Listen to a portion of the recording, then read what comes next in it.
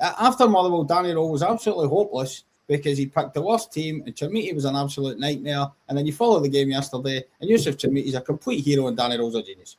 It's just going to be like that. It's going to be like that all the way from now until the end of the season. And like you say, agreed, Swanee. But I would say this: I think it was right for Danny Rowe to get criticised after that Motherwell game, and the very simple reason behind that is he brought in a bunch of new players that certainly look to be upgrades on what was already there, and what was already there probably wasn't going to be good enough to win this league. I think we've all established that. So he's upgraded in key positions. I think the first real view that Rangers get of them is the second half was at the Dundee United game.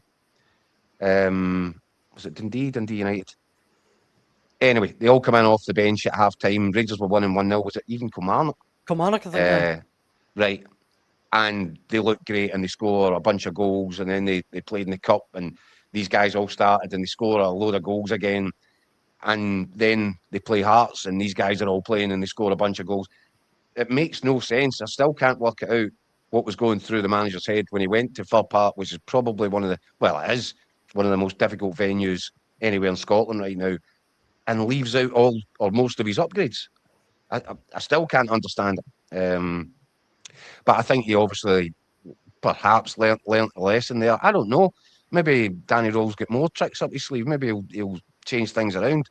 But when was it, Daniel, I said to you that I felt the strongest Rangers starting 11 would be Jack Butland in goal, Sterling, John Souttar, Fernandes, two Romans, and then I would go with a midfield. I would have went with a midfield three of Raskin, Chukwueze, and Diomande, and then Moore, Skov Olsen, and Nadiri.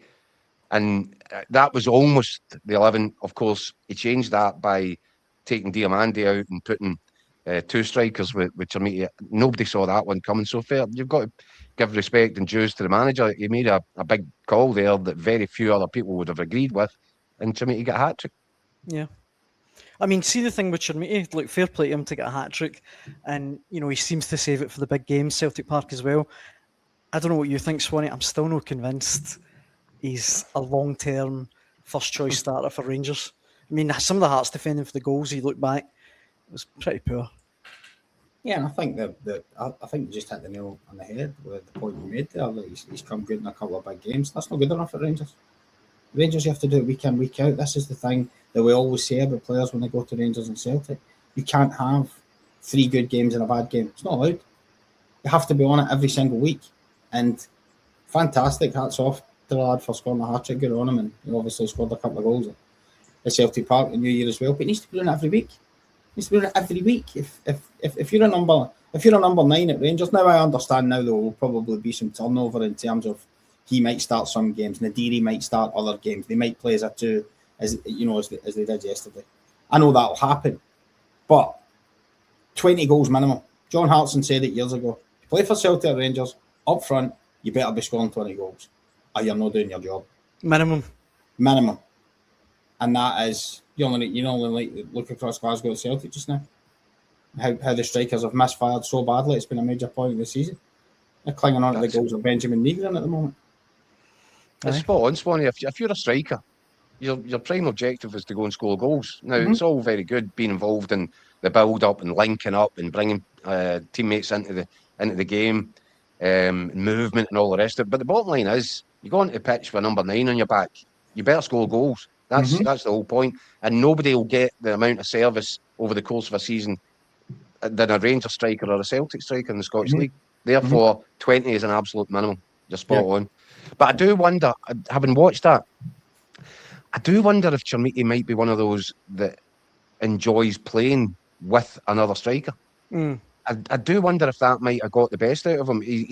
Because he is guilty a little bit, I think, of drifting deep and into wide areas and then not getting into the penalty box. But I just wondered when the Deary playing up alongside him, the pair of them kind of shared the workload.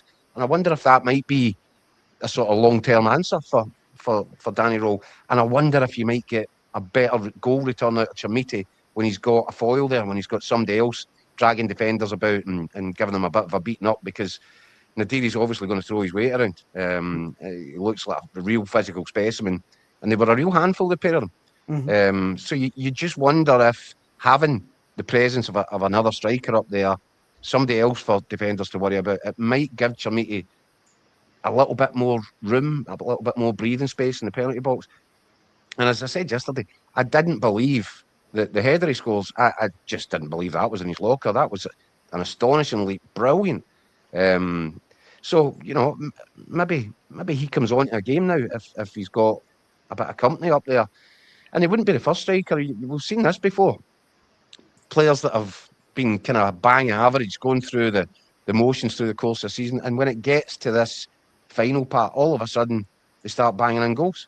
We've seen it more than one occasion over the years, and Rangers will be hoping that that's exactly what Chermiti intends to do from now on. Because if he does, and if he starts weighing in, and if Nadiri starts hitting the back of the net, that's some heavy artillery. That's some heavy firepower. And if you're going to win a title, that's what you're going to need.